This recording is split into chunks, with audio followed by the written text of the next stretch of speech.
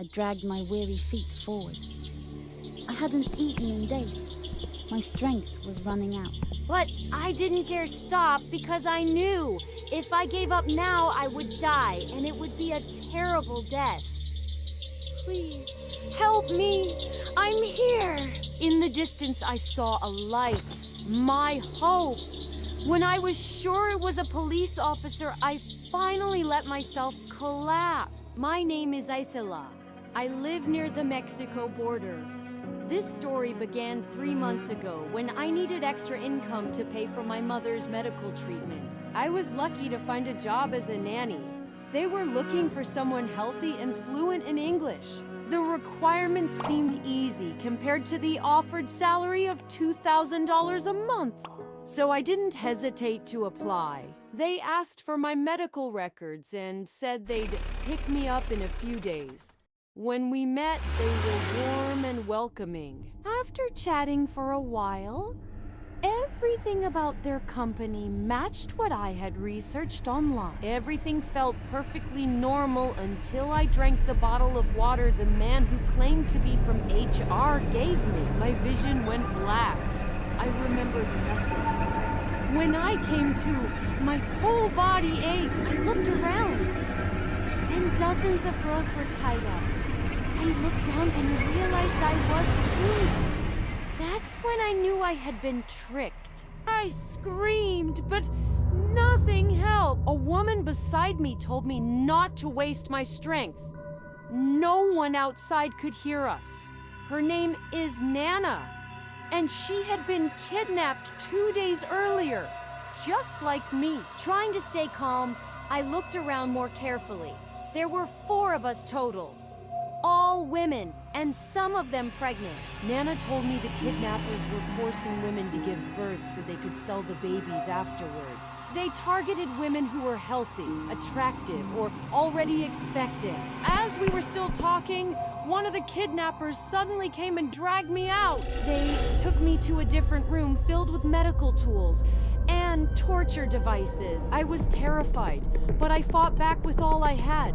They had no intention of letting me go. When persuasion didn't work, they turned to violence. I was beaten, shocked with electricity, and tortured repeatedly. Oddly, they never harmed our internal organs. They even made sure we ate well because they knew pregnant women, or those preparing for pregnancy, needed proper nutrition. That might be why many of the others didn't dare to run. But I knew I needed to survive first. So I pretended to cooperate. I ate, regained my strength, and waited for a chance to escape. Eventually, they started trusting me more. One day, I noticed cracks in the wall, behind which was a path into the forest. I tried to convince the other women to escape with me. Lucy and Marie were already pregnant. They didn't want to risk their babies. Only Nana agreed to come with me.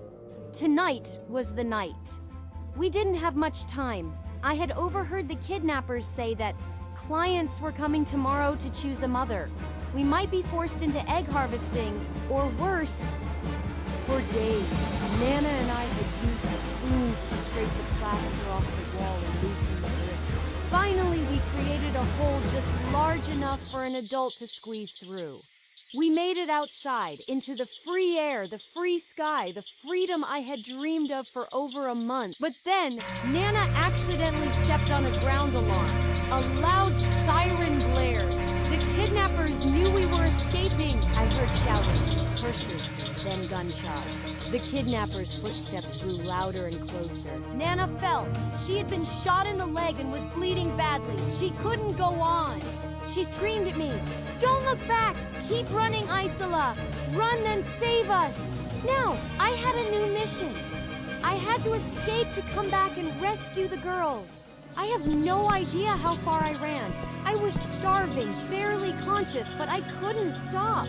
Until finally, I saw a U.S. Border Patrol car. Who are you? Hands up! Please, help me. I'm here. Relief washed over me. I knew I was safe now. I passed out instantly. I woke up in the hospital receiving treatment for my injuries and trauma and helping provide information for the investigation. Not long after, I received the news. The human trafficking ring forcing women to give birth had been taken down. Nana and the other women had been rescued. They were safe. My father is no longer in the grave. He is growing roots inside my mother. And now I am starting to hear his voice in my head. It all started when I returned to my old home after my father's passing. A trip that I had no idea would change the rest of my life forever. I am Lisa. 2 years ago, I ran away from home after a heated argument with my father. When I heard the news of his death, I rushed back to my hometown, my heart in turmoil. As soon as I stepped into the living room, my heart was pounding. Perhaps the feeling of frustration with my father from all those years ago had not yet subsided. I took a deep breath. The air was strangely cold and eerily silent. I called out to my mother softly, but no one answered. The door behind me slammed shut. I turned around, my heart pounding. Mom was standing there smiling, but I felt a chill down my spine. Mom, what are you doing there? Our family is now united. A hoarse voice rang out. It was my father's voice, but it was coming from my mother. I told myself that maybe I was too tired. But that night, I dreamed of my mother standing by my bed, reaching out as if to attack. The next morning, I felt a sharp pain in my neck. When I went downstairs to water the plants in the garden, I always felt like someone was watching me. I turned around and saw my mother standing behind the window curtain, staring at me and then pulling the curtain. That night, I couldn't sleep. So I got up to get some water and saw a green light from my mother's room. I looked through the curtain and saw a metal wire on my mother's back and something like a small walkie-talkie attached to her neck, emitting my father's voice. My father asked my mother if she had implanted the chip into me. My mother coldly replied that she had done as he had said. My father happily said that the experiment was almost complete. I was stunned, unable to believe this. I decided to go into my father's study, which he had always forbidden me to enter. In that musty room, I found an old leather diary on the table. Inside was the design of a device that was implanted into the spine, combining science and black rituals. My father had turned my mother into a puppet, controlling her with that device, and now he was planning to use that device to connect me to them. In addition, I also discovered a small box cutter under the table. I held the knife tightly in my hand. Now was the time for me to protect myself from my own relatives. The door to the study suddenly flew open. My mother rushed forward and strangled me. Her eyes had turned completely blue. My father had taken complete control of her body. My mother's hand pulled out the cold metal tube that was about to be attached to me. I grabbed the knife and stabbed her hard in the back of the neck. I ran out of there and burned down my house. Although it was over, every time I looked in the mirror, I couldn't recognize myself. My father's eyes looked back at me through my own eyes. So the nightmare I had, the first night I returned home, wasn't a nightmare. I am Anna, 19 years old this year. I just passed the university entrance exam and moved to the city to study. The first time stepping into the big city, Everything was unfamiliar to me. I thought I would have interesting experiences here. But the first memory of this place was something I could never have expected. I rented a room deep in a small alley, about a 10-minute walk from the university. The dormitory is old, with peeling walls, a narrow and dark hallway. The landlady is a woman in her 50s, and she led me to a room on the second floor.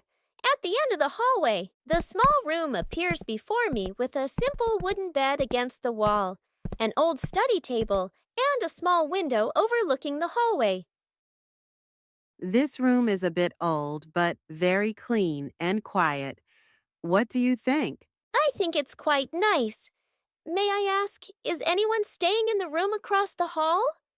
That room is empty. No one has stayed there yet. You clean the room, and if you need anything, just call me, okay? I quickly tidied up the room, and once I was done, it was already dark outside. The dormitory was very quiet at night, and I could hardly hear the bustling traffic on the street. I lay on the bed, exhausted, and quickly drifted off to sleep. I vaguely heard footsteps in the hallway. Perhaps someone had just returned to their room, so I didn't pay much attention and continued to sleep. The next day, I was preparing the content for the presentation, and I was so focused on writing that I lost track of time. Pick up the phone to check. It's already 00:00 p.m. Suddenly, I heard the sound of footsteps clattering in the hallway. I wondered who could still be walking around outside at this hour.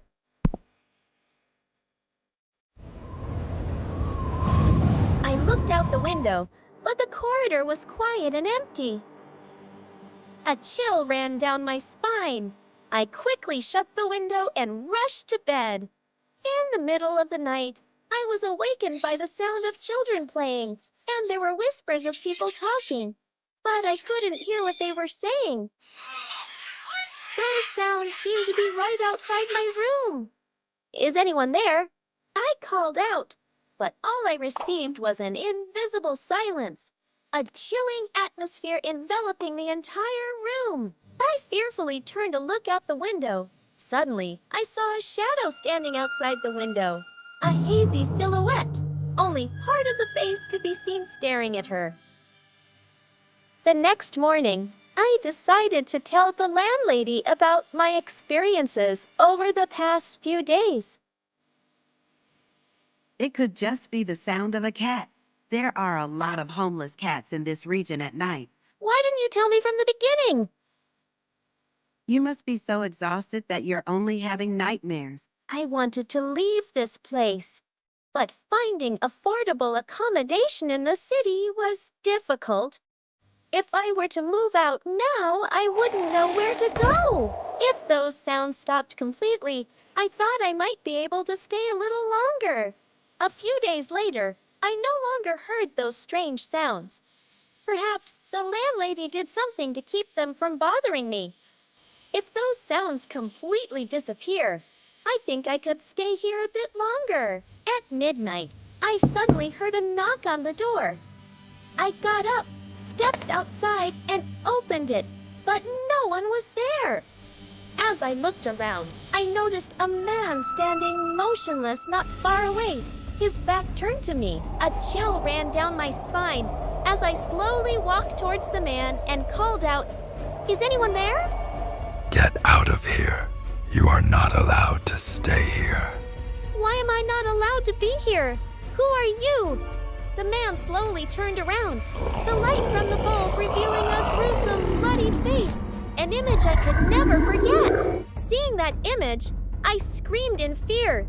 But looking around, it was the familiar room again.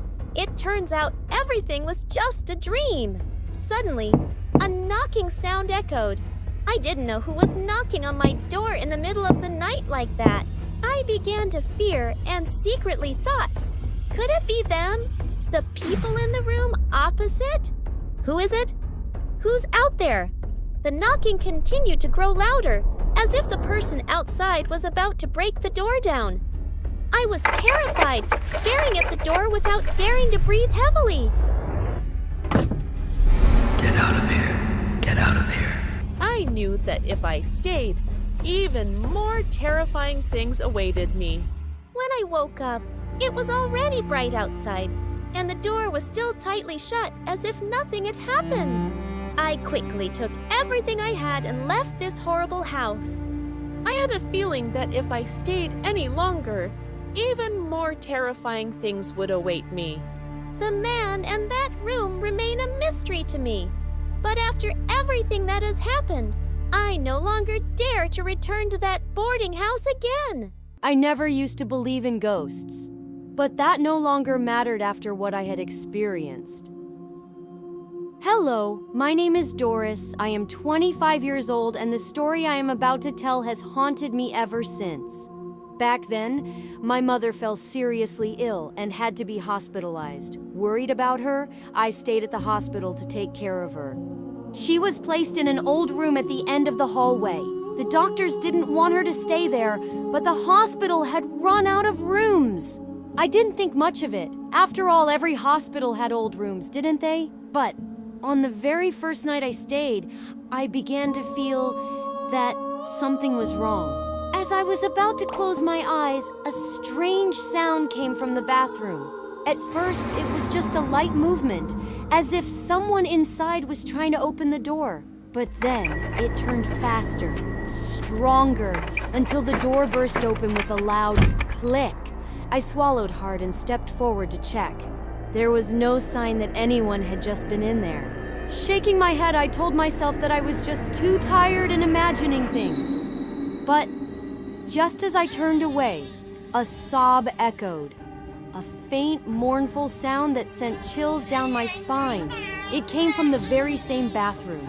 My heart pounded as I looked back inside. Yet there was no one there. When I glanced at the mirror above the sink, I saw a child. Pale skin, hollow eyes, weeping blood.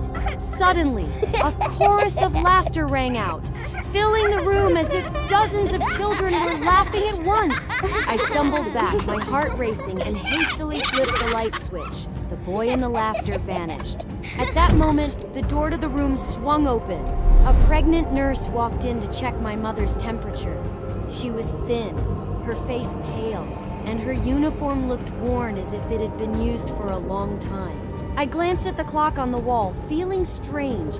Wasn't it too late for rounds? The nurse smiled gently and said, "Hello, I'm here to check the patient's temperature." I returned her smile and asked, "I see, but you're still working this late?"